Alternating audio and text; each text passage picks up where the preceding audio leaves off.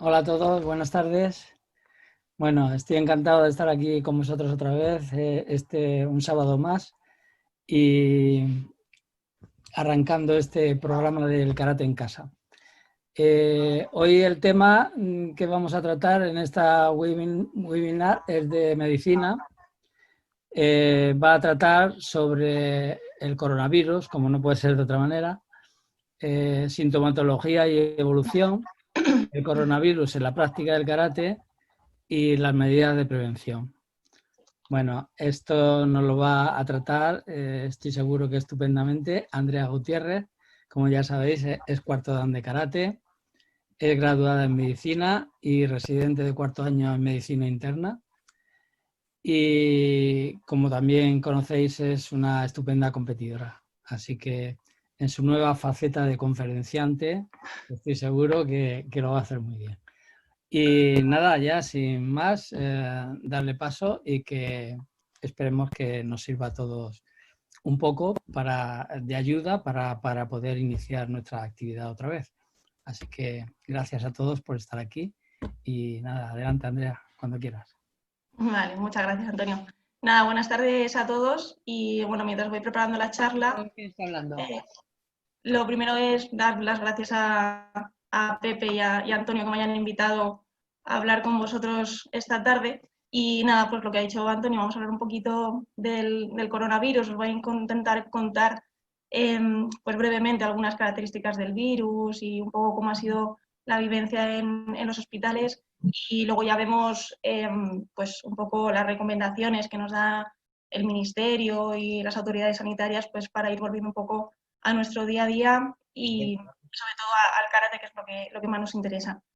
Entonces, bueno, pues para ir empezando, un poco como de introducción, pues a finales de diciembre del año pasado, las autoridades chinas de Wuhan pues avisaron de que tenían un grupo de pacientes que pues, tenían una neumonía completamente nueva, de un agente que era desconocido para nosotros y tenían en común que todos ellos habían estado en un mercado mayorista de venta de animales vivos, de pescados y marisco y otros animales. Y luego más tarde, ya en enero, pues identificaron a este nuevo agente como un nuevo virus de una familia ya conocida para nosotros, que son los coronavirus, y que posteriormente pues, se ha llamado el SARS-CoV-2 o como conocéis todos, el COVID-19. Como digo, el COVID-19 entra dentro de la familia de los coronavirus, que es una familia que lleva con nosotros muchos años. Normalmente produce infecciones en animales y ocasionalmente también puede producir infecciones en el ser humano, generalmente respiratorias y que pueden ir desde cosas leves hasta más graves. Los antecedentes más recientes que tenemos, que a lo mejor os suenan un poco de las noticias o algo así, es el SARS-CoV-1, que salió en 2003, que afectó sobre todo al sudeste asiático, y el más reciente que tenemos es el MERS, que salió en 2012 y que bueno, todavía sigue dando bastante guerra en Arabia Saudí. Y la verdad que estos dos virus en comparación con el COVID pues, son bastante más letales que el COVID actual. Y bueno, pues a lo mejor os suenan. Y como os digo, este tipo de virus suelen ser en su origen animal, generalmente en murciélagos, y ocasionalmente sufre alguna mutación el virus que le permite dar el salto a otras especies y llegan al ser humano siempre a través de un hospedador intermedio que generalmente o son roedores o son pequeños mamíferos, que en este caso pues parece que el culpable ha sido el pangolín, aunque bueno, no se sabe a ciencia cierta, pero parece que ha sido el mecanismo a través del cual ha llegado a nosotros pues por estar en contacto con sus secreciones, con el animal en sí. Y luego, pues, cómo se transmite entre nosotros, eso ya lo sabéis, que pues, entre nosotros las principales vías de contacto pues, es el contacto directo con las secreciones respiratorias de gente que esté infectada, que se transmiten a través del aire y pueden llegar a las personas y contagiarlas. Y luego también pues, por contacto directo con objetos o con superficies que estén contaminados con esas secreciones del virus. Lo que nos queda un poco en duda, que ahora iremos viendo cómo va evolucionando, es sobre todo lo que os menciono ahí, el patrón estacional. No sabemos si este virus se va a comportar como otros coronavirus o como el virus de la gripe, por ejemplo, que siempre en verano pues, disminuye un poco su replicación. Entonces vamos a ver cómo se comporta. Parece que sí que tiene una relación inversa con el tiempo, sí que parece que el frío es el ambiente que prefiere el virus, pero habrá que ver estos meses de verano y una vez que ya volvamos un poco a la vida normal, habrá que ir viendo qué es lo que pasa con el virus. Y como característica que tiene este virus, también que sepáis, es cómo se transmite, porque es una característica bastante peculiar del coronavirus.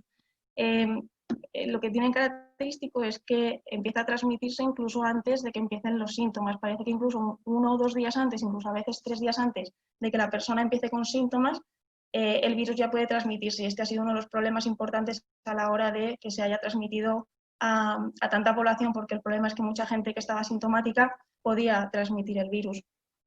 La evolución del virus, la mayoría, por suerte, son usos leves, la mayoría han sido pues, o muy poquitos sintomáticos y un 30-40% sí que han necesitado ingresar en un hospital y entre un 5 y 10% sí que han necesitado pues, la unidad de cuidados intensivos, respiradores y demás. La tasa de mortalidad, que ya la habréis escuchado probablemente, está entre el 8 o 15%, sobre todo en los grupos de mayor riesgo, que son pues, gente sobre todo más mayor, y por debajo de estas franjas de edades pues, la mortalidad es menor, pero no es cero.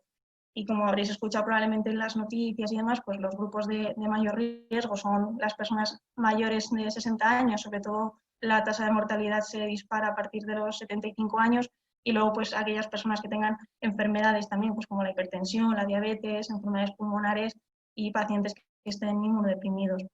Entonces es verdad que siempre pues, es fundamental y muy importante la mortalidad, eso se nos dice mucho y demás, pero es verdad que algo de lo que no se habla y que también es bastante importante es la cantidad de secuelas que pueden tener todos estos pacientes, sobre todo aquellos que han tenido el curso más grave y que han estado mucho tiempo ingresados en una UCI o en el hospital.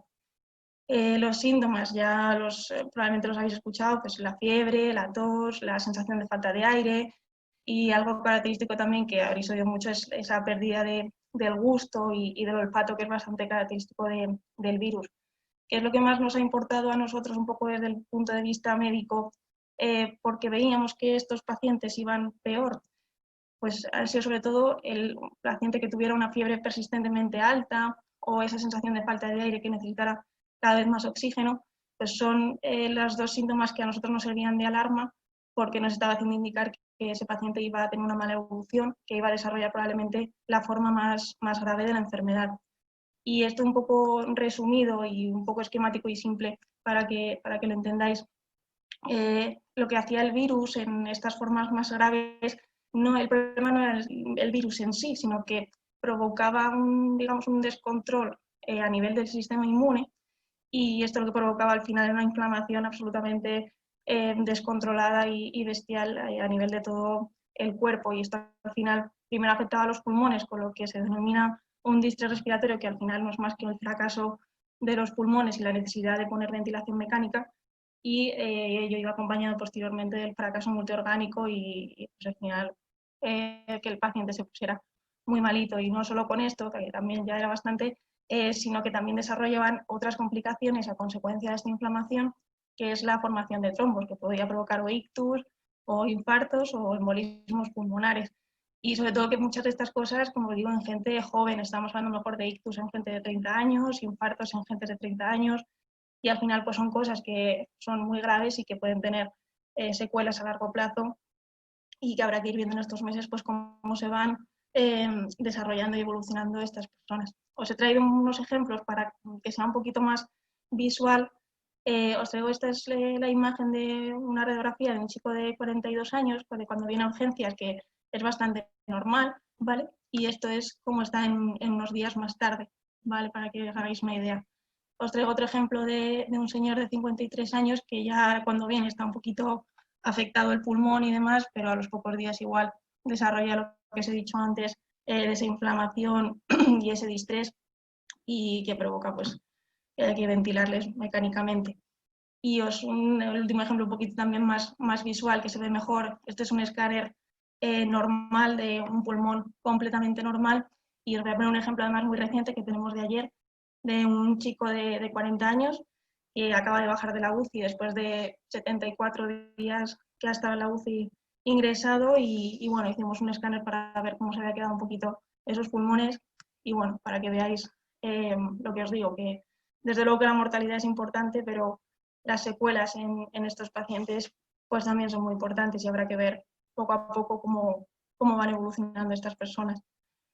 Y en modo de curiosidad también, porque o sea, que mucha gente me ha preguntado a modo eso de curiosidad la diferencia, ¿no?, entre la gripe y el coronavirus, porque al final gripe hemos tenido muchos años, todos los años tenemos gripes y muchos años hemos tenido brotes de gripe grave como la gripe aviar y bueno, algunas otras que os suenen, y un poco, ¿no?, cuál ha sido la diferencia entre uno y otro, que el COVID ha sido capaz de confinarnos y de detener nuestra vida y la economía de los grandes países. Entonces, bueno, un poco a modo de resumen, lo que hemos visto es que el COVID tiene una mayor capacidad de transmisión comparado con la gripe. Por ejemplo, la gripe, cuando una persona está infectada, tiene la capacidad de transmitirlo a una persona, digamos que la relación es 1-1, y el COVID, lo que hemos visto, es capaz de transmitirse incluso a 3 personas, es decir, 1-3 comparado con el 1-1 de la gripe. Y no solamente eso, sino lo que hemos dicho antes, que el COVID además se puede empezar a transmitir incluso 1 o 2 días antes de que uno empiece con los síntomas, lo cual le facilita todavía más la capacidad de transmitirse. Los síntomas son bastante similares con la gripe a nivel respiratorio, pero es verdad que parece que el COVID es un poquito más grave. Lo que sí también hemos visto que el COVID es más letal comparado con la gripe, incluso en los grupos de alto riesgo. Por ejemplo, los mayores de 80 años, que hemos dicho antes, con el COVID tenían una tasa de mortalidad que ronda el 15% más o menos, y en la gripe es un 2-3%, o sea que sí que desde luego ha sido más letal. Y luego, pues lo que os he dicho antes, habrá que ver un poco las diferencias con el periodo estacional, habrá que ver en verano si el coronavirus se comporta o no como la gripe, que esperemos la verdad que se relaje un poquillo. ¿Cómo estamos ahora mismo? Pues ahora mismo tenemos más de 7 millones de casos en todo el mundo, siendo Estados Unidos con diferencia el país que más casos tiene. En España somos sextos con 240.000 casos, según el Ministerio de Sanidad, confirmados con PCR, y fallecidos en el mundo en total tenemos 420.000 personas, siendo igualmente Estados Unidos el país con más muertes. España de nuevo es sexta con unas 27.200 personas, o segundo, según otras estadísticas que miremos, que nos sitúan con 44.000 fallecidos. Y en Madrid tenemos cerca de 71.000 casos con 9.000 fallecidos, aunque la Comunidad de Madrid da otras cifras que son de 15.000 fallecidos. No voy a meterme a criticar o a juzgar las cifras, que cada uno tendréis vuestra opinión y no es el caso. Os pongo unas gráficas también pues, para que veáis un poquito la evolución, igual que hemos seguido, que desde luego estamos francamente mejor que en marzo o abril, no tiene nada que ver cómo estamos en los hospitales ahora a cómo hemos estado. Igualmente la evolución de los fallecidos no ha sido la misma ahora que en marzo o abril. Y también un poco de curiosidad, porque está ahora bastante de moda de escuchar en los medios o de leer, que es a lo que se refieren con seroprevalencia, ¿no? Para que sepáis un poquito también qué es lo que implica, sobre todo cuando hablamos de seroprevalencia. Esta es una palabra que lo que quiere decir básicamente es el porcentaje de las personas que han desarrollado anticuerpos frente a una infección, en este caso el coronavirus, es decir, el porcentaje de personas que tienen defensas contra una infección. En España la prevalencia es de un 5,2%, que esto lo que quiere decir es que solo un 5,2% de la población tiene anticuerpos. Dicho de otra forma, esto quiere decir que el 95% de la población no tiene defensas contra el virus y es susceptible de infectarse y de tener la enfermedad. Por eso es tan importante, por supuesto, intentar encontrar una vacuna y por nuestra parte pues intentar todas esas medidas de aislamiento, las medidas de prevención y de higiene que ahora vamos a hablar un poquito más detenidamente.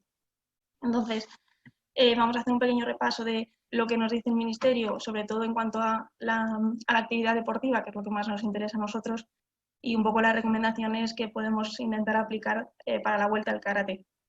Antes de meternos de lleno en ver a ver cómo podemos organizar un gimnasio o cómo podemos hacer la vuelta a los tatamis, yo creo que hay que empezar por lo más básico y que al final es lo fundamental, porque no vale de nada que hagamos 1000 medidas si lo más importante no lo hacemos bien, que es sobre todo el buen uso de las mascarillas y el lavado de manos. Entonces, vamos a empezar por lo más básico y luego ya vamos desarrollando un poquito más.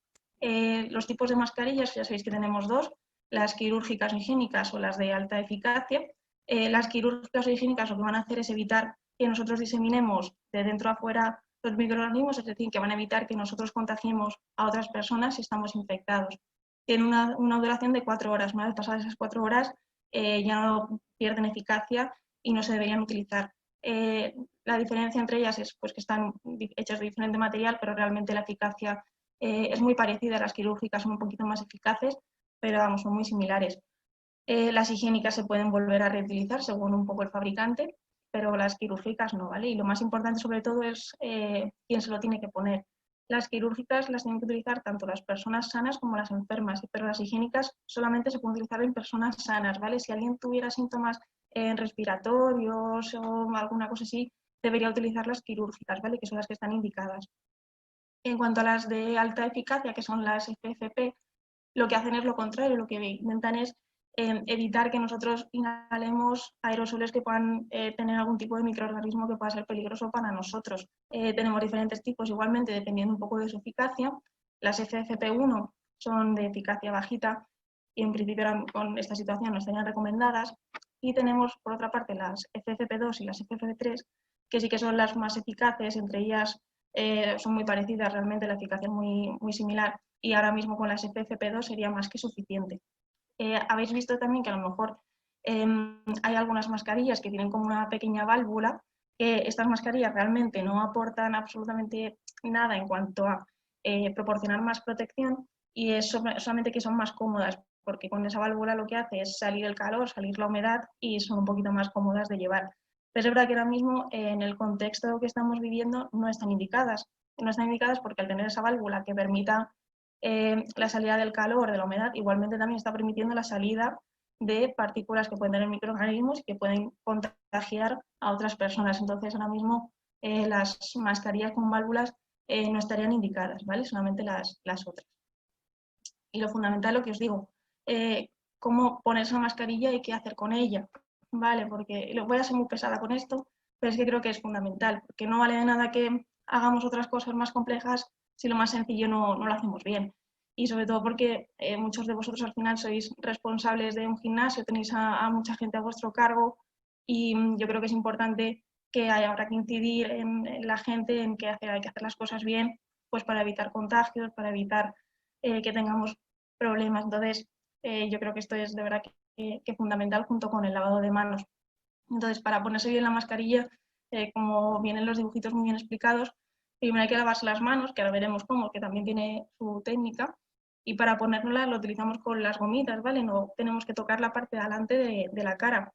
Una vez que no lo ponemos, desde luego nos ajustamos, pero ya no volvemos a tocar la parte exterior de la mascarilla, ¿vale? Y eso es simplemente porque si tocamos la parte de adelante, al final está contaminada, nos podemos también contaminar nosotros las manos y al final luego vamos a tocar una puerta o vamos a tocar un teclado, vamos a tocar alguna cosa que luego viene otra persona y si lo toca también pues se puede contaminar y se puede contagiar. Entonces, si no nos damos cuenta y lo tocamos, pues no pasa nada, pero hay que lavarse las manos antes de tocar ninguna otra cosa, ¿vale? Y para quitárselas igual, antes de quitárselas hay que lavarse las manos y quitárselas de las gomitas de detrás de las orejas, ¿vale? Sin tocarse igualmente la parte de adelante. Parece como muy obvio, pero si os fijáis en cualquier persona, pues no lo hacemos bien. Pues veréis a mucha gente que lleva la nariz, que no se tapa con la mascarilla, o que nos ponemos la mascarilla aquí debajo de la barbilla, y eso no está bien hecho, y yo creo que lo que he dicho, hay que hacer las cosas bien, por lo menos las más básicas, para seguir viendo luego las recomendaciones, ¿no?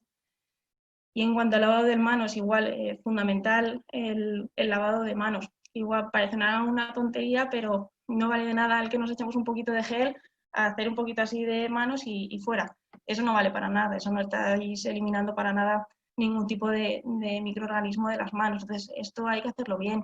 Y tampoco vale de nada que empapelemos un gimnasio lleno de fotitos, de carteles de este tipo, si luego la gente no lo hace. Y repito que al final vosotros sois la mayoría responsables de mucha gente, y yo creo que merece la pena perder unos segundos en intentar hacer las cosas bien e intentar asegurarnos que otras personas también que están a nuestro lado lo hagan bien, al final porque es un beneficio de todos. Entonces yo creo que no perdemos nada. Como pongo ahí, normalmente son 20-30 segundos, y lo hacemos con la solución alcohólica, que simplemente con que hagáis 5 segundos de cada pequeño gesto que veis ahí en el cartel, con eso ya sería más que suficiente. Pero igualmente os invito a que os fijéis en todas las personas cuando hacen un lavado de manos, que nadie lo hace así y no vale de nada, repito, que pensemos en otro tipo de recomendaciones y de precauciones si las cosas más básicas no las hacemos bien. Entonces, ya viendo lo más básico y lo principal, vamos a ver qué es lo que nos dice el Ministerio en cuanto a qué medidas y qué recomendaciones tenemos que hacer para la vuelta a la actividad deportiva, ¿vale? Vamos a empezar con lo que nos dicen que hay que hacer en la fase 2. En principio, esto lo tenéis disponible en las páginas del Ministerio, pues por supuesto obligado la limpieza y la desinfección de todas las instalaciones, que viene muy bien escrito cómo hacerlo. Está prohibido compartir material y en el caso de que haya que hacerlo, pues siempre haciendo una buena limpieza y desinfección tanto antes como después de utilizarlo. Promueven mucho los entrenamientos individuales, incluso en actividades de grupo y demás, pues ahora mismo va a ser la clave, ¿no? Los entrenamientos individuales. Permiten el uso de los vestuarios, pero sin el uso de las duchas, ¿vale? De momento las duchas no están permitidas para intentar evitar que haya contagios en las duchas. En la fase 2 ya sabéis que el límite de la capacidad de un aforo de una instalación es del 30% y en cuanto al aire libre, pues permiten grupos de 15 personas. Y en cuanto a empezar otra vez con el tema de la competición y demás, en principio pues a puerta cerrada y sin público, y siempre que se quiera empezar un poco a hacer algún tipo de actividad de este tipo, pues el Consejo Superior de Deportes tiene que determinar un poco cómo se va a empezar la competición, si se cumplen los protocolos y demás. En la fase 3 igual siguen insistiendo mucho en el entrenamiento individual, permiten grupos, en este caso de 20 personas, siempre que se mantengan las distancias de seguridad y, por supuesto, evitando el contacto físico. En el caso que planteemos entrenamientos del tipo de concentraciones y demás que se suelen hacer, pues, por ejemplo, antes de los campeonatos de España, los campeonatos de Madrid, pues hay que hacer unas medidas también que establece muy bien el Consejo Superior de Deportes en cuanto a cómo hacer los entrenamientos, cómo hacer el tema de los deportistas en las residencias, la restauración, cafeterías y demás. Y en principio sí que recomiendan que siempre que sea posible los entrenamientos se hagan por turnos y evitando siempre que se supere el 50% del aforo de la instalación. Y en el caso del aire libre, pues ya nos permiten en vez de 15 personas, ser 20 personas al aire libre para hacer actividad. ¿Vale? A lo mejor algunos preguntáis si hace falta algún tipo de protocolo específico antes de abrir el gimnasio o de abrir algún club. En principio, no hay nada de obligado en el sentido de ningún protocolo que haya que tener específico, pero sí que van a obligar a rellenar un formulario que está en el Consejo Superior de Deportes simplemente para decir que se cumplen con unos mínimos en el protocolo y demás, pues eso, las cosas más básicas que hemos visto, y eso lo podéis ver en la resolución que os pongo ahí del Consejo Superior de Deportes, podéis ver el formulario que es el que van a obligar. Y luego un poco ya viendo más específico nuestro del karate, cosas que podamos empezar a hacer de cara a volver a la actividad en tatami, pues bueno, sobre lo que hemos hablado antes, la limpieza y la desinfección de las instalaciones es fundamental. Promueven mucho igual favorecer e intentar la ventilación natural, evitando, por supuesto, los ventiladores, ¿vale? Los ventiladores están prohibidos porque al final lo que hacen es mover simplemente el aire que hay y eso permite la diseminación de si hay alguien que está contagiado, pues que se disemine al resto de la sala, ¿vale? Entonces, ventiladores prohibidos ahora que viene el verano, para que lo sepáis, y pues mucha ventana y ya está. El tema de los túneles estos desinfectantes que habréis visto en algún lado y demás, en principio ahora mismo no hay ningún tipo ni de recomendación, ni de obligación, ni de prohibición, nada. Es un poco a gusto de consumidores. Es verdad que el tema del ozono sí que está prohibido, ¿vale? Porque el ozono es tóxico para el ser humano. Entonces, en ese caso sí que no se permite, pero algunos que estáis viendo que existen los túneles son de agua ionizada, que lo que hace es al final es una reacción química que elimina los virus, y eso es lo que sí que se permite, pero que lo que digo, no hay nada obligado. No sé si más adelante lo pondrán como una obligación, pero en principio ahora mismo es un poco a gusto del consumidor. Y luego, bueno, pues para limpiar las superficies con una lejía de casa, que os pongo ahí un poco un resumen de cómo se hace la disolución con lejía, por si alguien lo quiere saber, para limpiar todas las superficies y así cómo se hace. Lo que hemos dicho, las medidas básicas, fundamental. Ya lo he dicho antes y vuelvo a ser pesada, pero es que creo que es lo más básico y es lo fundamental. La mascarilla, el lavado de manos, y mantener una distancia de seguridad de unos con otros, ¿no? El tema del control de síntomas y de temperatura, pues hombre, yo creo que es un poco obvio en el sentido de que si hay alguien que tenga síntomas de respiratorios o que puedan ser compatibles con el COVID, pues yo creo que es razonable que obviamente nadie va a ir a un gimnasio. Y el tema de control de temperatura antes de entrar a una instalación, es verdad que lo ponen como recomendación y yo creo que finalmente pues terminará siendo obligatorio hacer un control de temperatura, pero yo creo que también yo creo que hay que hacerlo con cautela, es decir, por varios motivos. Ponen un límite de 37 grados y por una parte hay muchos pacientes del COVID que no han tenido fiebre y sin embargo han tenido la enfermedad y pueden transmitir, entonces el hecho de que alguien no tenga fiebre no significa que no pueda transmitir la enfermedad. Y por otra parte, ponen el límite del 37, pero para nosotros lo que realmente nos importa o lo que realmente nos hace pensar que pueda haber algún tipo de enfermedad es una temperatura por encima de los 37,5, ¿vale? Entre los 37 y 37,4 son temperaturas que muchas veces son fisiológicas, igual que nos cambia la tensión, que nos cambia la frecuencia cardíaca, también se producen esas variaciones en la temperatura y no tienen por qué haber ningún tipo de problema, ni ningún tipo de enfermedad. Lo digo también por si alguien va a entrar a un gimnasio o va a entrar a algún sitio y le dicen que no puede entrar porque tiene 37,1, pues que tampoco se alarme ni se vuelva loco, simplemente que se vigile y ya está.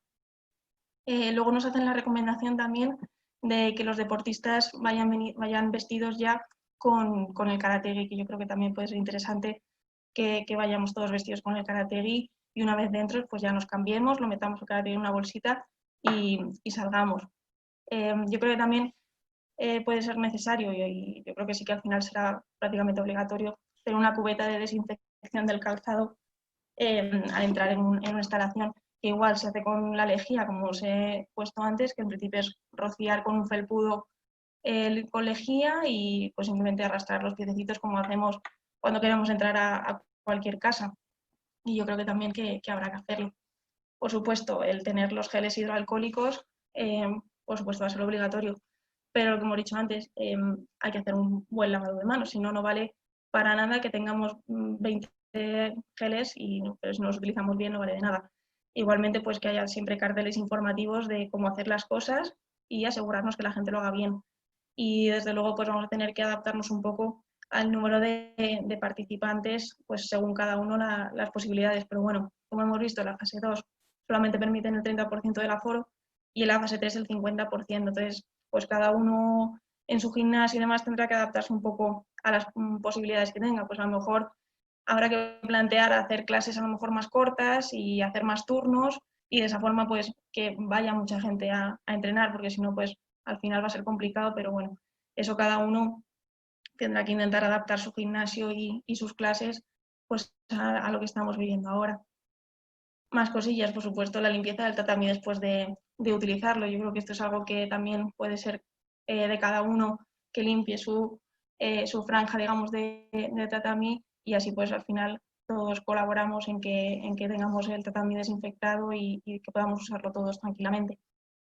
También van a ser muy recomendables intentar hacer algún tipo de circuito de entrada y de salida de los establecimientos, sobre todo para intentar evitar que no haya aglomeraciones o agrupaciones de personas en las entradas y las salidas, por eso para intentar evitar que haya algún tipo de contagio. También, como os he dicho antes, en principio los vestuarios se permiten que estén abiertos, pero las duchas sí que tienen que estar cerradas, ¿vale? Hasta que de momento nos den un nuevo permiso, en principio las duchas no se pueden utilizar porque tienen más riesgo de que haya pues contagio. Entonces, de momento, vestuarios sí, pero nada de duchas. Y luego también pues hacer una recomendación que puede ser interesante, que es intentar digitalizar al máximo pues inscripciones, pagos o otro tipo de trámites que haya que hacer pues para intentar evitar papeles, billetes y demás que siempre al final pueden ser instrumentos con el cual pues podemos contagiarnos, ¿no? Entonces, pues yo creo que poco a poco va a haber cada uno con el titular de la instalación, ya sea un colegio, ya sea un gimnasio, si no es uno propio, pues intentar establecer el protocolo, pues eso, según la capacidad que tenga cada club y cada instalación, para intentar hacer un protocolo adaptado a cada uno, pues con las recomendaciones que nos vayan dando. Lo que hemos hablado es un poco lo que hay ahora establecido, pero realmente esto va a ir cambiando prácticamente cada semana y nos vamos a ir adaptando según cómo vaya evolucionando toda esta situación. Y desde luego de cara a las competiciones, esto está todavía muy en fase de desarrollo y habrá que ver cómo nos dicen las autoridades que tengamos que hacerlo de la mejor manera posible, pues para intentar evitar que no nos contagiemos. Y bueno, eso era un poco lo que quería contaros. No he sido muy rápido, pero bueno, me tiraría horas hablando del coronavirus, pero bueno, me habían pedido también que no me extendiera mucho. Y nada, pues nada, si tenéis alguna preguntilla, si es sencilla, me la podéis hacer y espero saber responderos.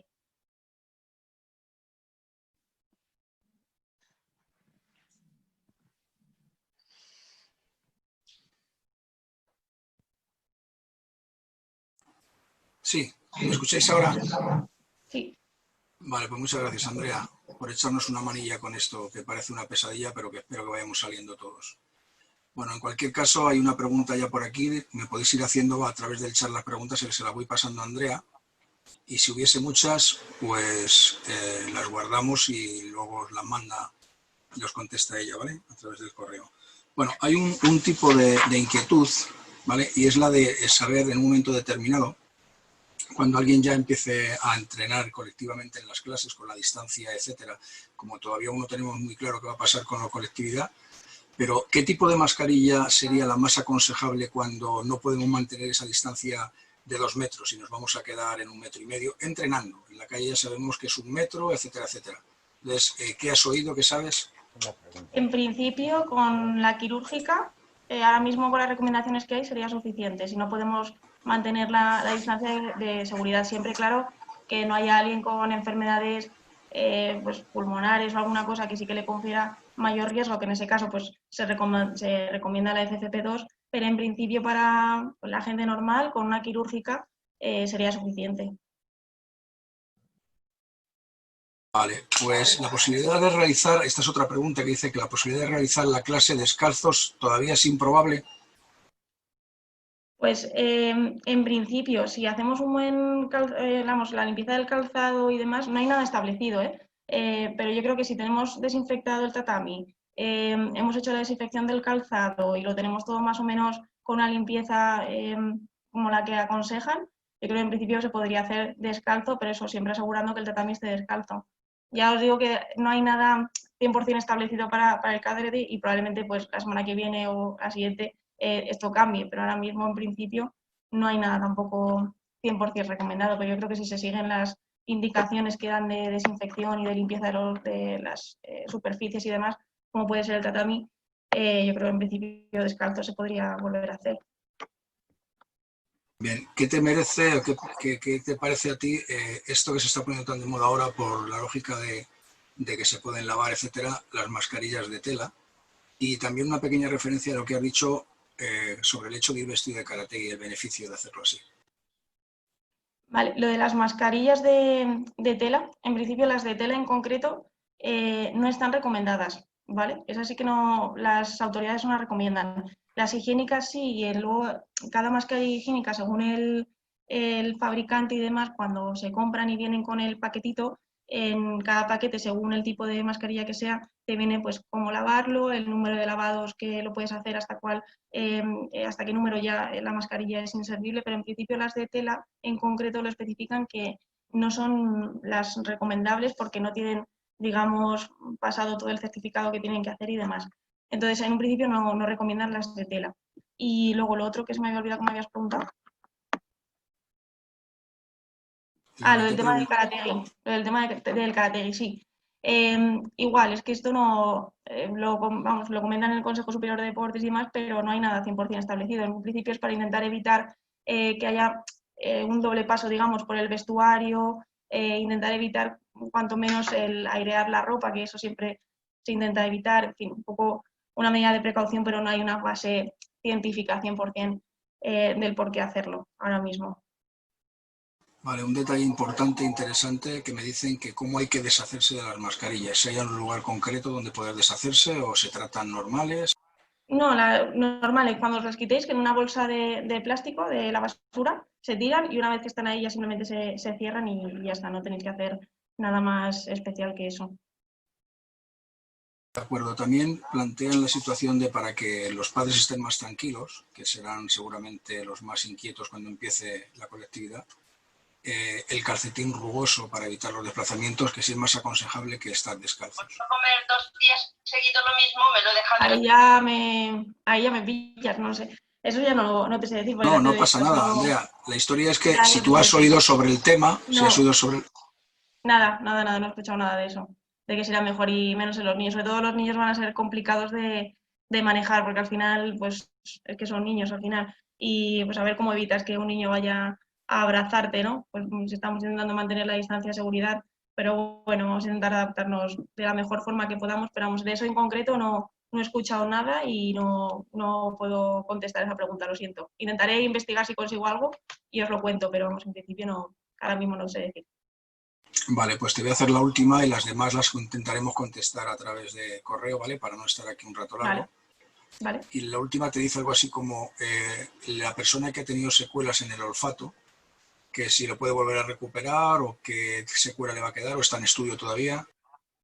Pues es que hemos visto de todo. Eso desde luego está en estudio. O sea, lo del tema de las secuelas no sabemos hasta qué punto van a ser permanentes o en algún momento se van a poder recuperar. Hemos visto de todo. Hemos visto gente que en unos días recupera el olfato. Hemos visto gente que todavía después de varias semanas no lo ha recuperado. Hay gente que recupera parcialmente, pero hay algunos olores que no termina de recuperarlos 100%.